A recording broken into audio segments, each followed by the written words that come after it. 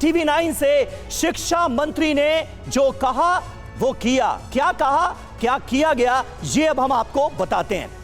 कहा गया किसी को बख्शा नहीं जाएगा। एनटीए के डीजी को हटाया, नया डीजी बनाया गया। पेपर लीक का सच सामने आएगा। इसके लिए क्या किया गया है? 7 सदस्यों वाली एक हाई लेवल कमेटी फिलहाल गठित कर दी गई है। कहा यह गया कि छात्रों से अन्याय नहीं होने देंगे। किया क्या गया? नीट, नेट, यूजीसी की सीबीआई जांच के आदेश दे दिए गए। यानी नीट यूजी जिस पर पेपर लीक होने के आरोप लग रहे हैं, और नेट यूजीसी जो एग्जाम हुआ था 18 जून को, दोनों की सीबीआई जांच के आदेश दे दिए गए हैं। डॉक्टर पूजा त्रिपाठी हमारे साथ मौजूद हैं। कांग्रेस पार्टी लगातार इस पूरे मामले को जोर शोर से उठा रही है। राहुल गांधी बहुत आक्रामक नजर आ रहे हैं। पूजा जी, अब जो एक्शन में नजर आ रही है सरकार, उसे लेकर क्या आपको लगता है? क्या वाकई छात्रों के साथ इंसाफ होगा? ये उम्मीद जगती है। और एनटीए का जो खोया हुआ भरोसा है वो कैसे लौटाया जाएगा? क्योंकि इस वक्त एनटीए की जो स्थिति है, ट्रस्ट डेफिसिट साफ तौर पर नजर आ रहा है। समीर जी, दुखी हूं, व्यथित हूं, गुस्से में हूं, क्योंकि जो इस देश में हो रहा है, 4 दिन में 4 परीक्षाएं स्थगित हुई हैं। न किसी एजेंसी की साख बची है, न मुझे लगता है शिक्षा मंत्री को एक दिन भी अपने पद पर रहने का अधिकार है। अब जिस तरीके से आप एनटीए पर एक्शन की बात करें, एनटीए के चेयरमैन प्रदीप जोशी अभी तक है। 2006 में वो मध्य प्रदेश पीएससी के चेयरमैन बनते हैं किसी संघ के विनोद जी के रिकमेंडेशन से। 2011 में छत्तीसगढ़ पीएससी के बनते हैं। 2014 में यूपीएससी के मेंबर बनते हैं और अब वो एनटीए के चेयरमैन बनते हैं। 23 सालों से प्रदीप जोशी जी किसी न किसी आयोग खेल रहे हैं। और किस तरीके का उनका काम है, चाहे मध्य प्रदेश देखिए, चाहे छत्तीसगढ़ देखिए, तो मुझे लगता है कि आपको एनटीए की साख बचानी है। सारे के सारे बच्चे एक सुर में, ऊपर से लेकर उत्तर से लेकर दक्षिण तक, हर जगह एक ही बात बोल रहे हैं कि नीट की परीक्षा दोबारा होनी चाहिए। पर नीट की परीक्षा दोबारा होने पर शिक्षा मंत्री कोई जवाब नहीं दे रहे। इस परीक्षा की पूरी लेजिटिमेसी खत्म हो गई है। कहीं बिहार में पेपर लीक हो रहे हैं, कहीं गोधरा में एक दिन पहले पेपर हटवाए जा रहे हैं, कल रांची में मिले हैं। ये पूरा का पूरा जो इंटर स्टेट का संगठित गैंग है पेपर लीक, यह बताता है कि इसमें पता नहीं, अभी तो छोटी छोटी मछलियां, चिंटू बिंटू, पता नहीं कौन कौन पकड़ाई हैं।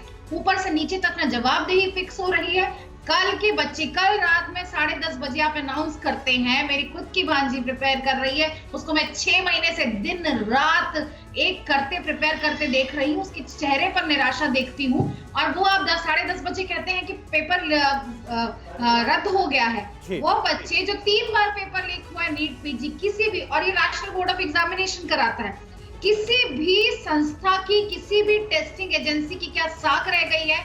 इस पर आप सीबीआई कार्रवाई करते हैं, आप डीजी को हटाते हैं, ना प्रदीप जोशी पर एक्शन लेते हैं, ना कोई सॉलिड। सबसे पहली बार जब 2019 में 33 बच्चों के पास पेपर बचा था। ठीक है पूजा त्रिपाठी जी, तो साख का एक बड़ा सवाल है, और आपने भी जो सवाल उठाया यहाँ पर कि चिंटू पिंटू सिंटू, ये तो छोटी मछलियां हैं, जो बड़े इसमें कसूरवार है वो कब पकड़े जाएंगे? हर्षवर्धन त्रिपाठी जी, सवाल देखिए आपसे है। एक्शन मोड में सरकार नजर आ रही है, एनटीए के जो डीजी उनको बदल दिया गया है। क्या ये सारे जो कदम उठाए जा रहे, चाहे सीबीआई जांच ही क्यों ना हो, इससे क्या छात्रों में विश्वास बहाली हो पाएगी सरकार को लेकर, सिस्टम को लेकर, एनटीए को लेकर? देखिए, मुझे लगता है कि इस मामले में सरकार की साख दांव पर है। और एक कहावत है ना कि देर आए दुरुस्त आए। हाँ। तो देर तो पक्के तौर पर आ गए, अब दुरुस्त आए हैं कि नहीं ये तो आगे देखेगा। अभी कैसे मान लिया जाए कि साख वापस आ गई? एक बात जरूर मैं कहूंगा कि जो कम से कम ये दबाव की वजह से, चाहे जिस वजह से, एक बात जरूर हुई जो आज तक लंबे समय से, मैं तो कई सालों से, मतलब सिर्फ 14 से 24 की बात नहीं कर रहा हूं जी, बरसों से मैंने किसी मंत्री को नैतिकता शब्द का एक बार भी उच्चारण करते भी नहीं सुना। पहली बार किसी मंत्री ने कहा कि मैं इसकी नैतिक जिम्मेदारी ले रहा हूं। अब नैतिक जिम्मेदारी लेने के बाद क्या होता है? आपके ऊपर उन 24 लाख और जो अलग अलग परीक्षाओं में जो बच्चे बैठ रहे हैं, उनके भविष्य की चिंता करने का दायित्व आता है। वैसे तो वैसे भी जनप्रतिनिधि के नाते था, धर्मेंद्र प्रधान जी शिक्षा मंत्री हैं, उनकी जिम्मेदारी थी। अब उन्होंने जब कहा कि मैं इसकी नैतिक जिम्मेदारी ले रहा हूं, तो हम ये उम्मीद कर सकते हैं।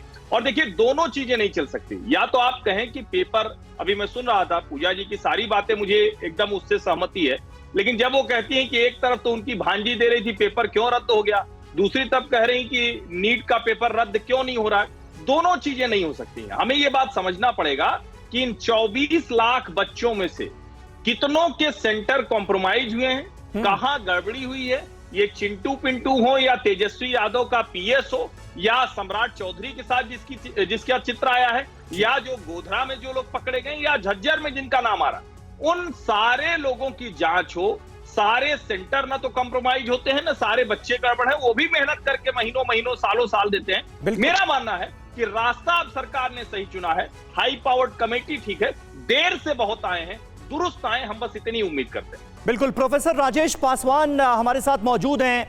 प्रोफेसर साहब, आपको क्या लगता है छात्रों का हित किसमें है? क्योंकि देखिए तमाम तरह की धांधली की बात तो सामने आ गई है, वो तमाम सबूत सामने आए हैं जो चीख चीख कर गवाही दे रहे हैं कि हाँ पेपर लीक हुआ। अब अगर नीट की परीक्षा रद्द होती है तो उसमें भी मुझे लगता है नीट की परीक्षा देने वाला कोई भी परीक्षार्थी खुश तो नहीं होगा। सालों से जिस एग्जाम के लिए लड़के स्टूडेंट्स मेहनत कर रहे हैं वो परीक्षा रद्द हो जाएगी। कब होगी, फिर से उसका स्केड आएगा, फिर वो परीक्षा कैसे होगी, कई अहम सवाल हैं। आपको वो कौन कौन से सवाल हैं जो सबसे ज्यादा परेशान करते हैं? देखिए, अगर एक तरफ एनटीए की द्वारा आयोजित नेट की परीक्षा रद्द कर दी जाती है, कुछ परीक्षाओं को स्थगित किया जाता है, यदि किसी और परीक्षा पे भी, नीट की परीक्षा में भी सवालिया निशान लग रहे हैं, तो उनको भी या तो होल्ड पे रखना चाहिए या उनको रद्द अगर नहीं भी करें तो उनके रिजल्ट को होल्ड पे रखा जाना चाहिए, क्योंकि उस समय संदेह के घेरे में है वो चीजें। दूसरी बात, एक और चीज, जैसा हर्षवर्धन जी ने कहा कि ये साख का सवाल है। कोई भी परीक्षार्थी जब परीक्षा देता है तो वो अपनी प्रतिभा के साथ भी वो उसका भरोसा विकसित होता है, अपनी पूरी तैयारियों के साथ, और इसमें करोड़ों लोग शामिल होते हैं इस किसी भी परीक्षा में। तो यह साख का सवाल है। एक बेहतर उद्देश्य को लेकर के बनाया गया था एनटीए, लेकिन उन उद्देश्यों को पूरा करने में उसकी वर्तमान की कार्यप्रणाली सक्षम नहीं है, वह उस भरोसे को नहीं बना पा रही है। और आज के दौर में मुझे लगता है कि पूरे एनटीए को ही डिफंक करना चाहिए। उसके द्वारा जो भी परीक्षाएं करवाई जाने वाली है निकट भविष्य में, वो फिर से उन्हीं संस्थाओं को लौटा देना चाहिए। सारे विश्वविद्यालयों को लौटा दीजिए, वो अपनी परीक्षा कराने में सक्षम है।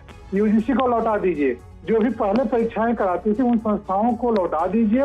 एनटीए को फिलहाल जब तक उस पर पूरी तरह से विश्वसनीयता कायम, लेकिन अभी इस नीट परीक्षा का क्या होना चाहिए आपके हिसाब से? इसे रद्द किया जाना चाहिए, क्योंकि भाई 24 लाख परीक्षार्थी बैठे हैं और अभी आंकड़ा तो हमारे पास आया नहीं है, लेकिन फायदा अगर मिला होगा तो ज्यादा से ज्यादा कुछ हजार छात्रों को फायदा मिला होगा, और परीक्षा दी लाखों परीक्षार्थियों ने। अब एग्जाम अगर कैंसिल होता है तो उनके भी तो हित मारे जा रहे हैं।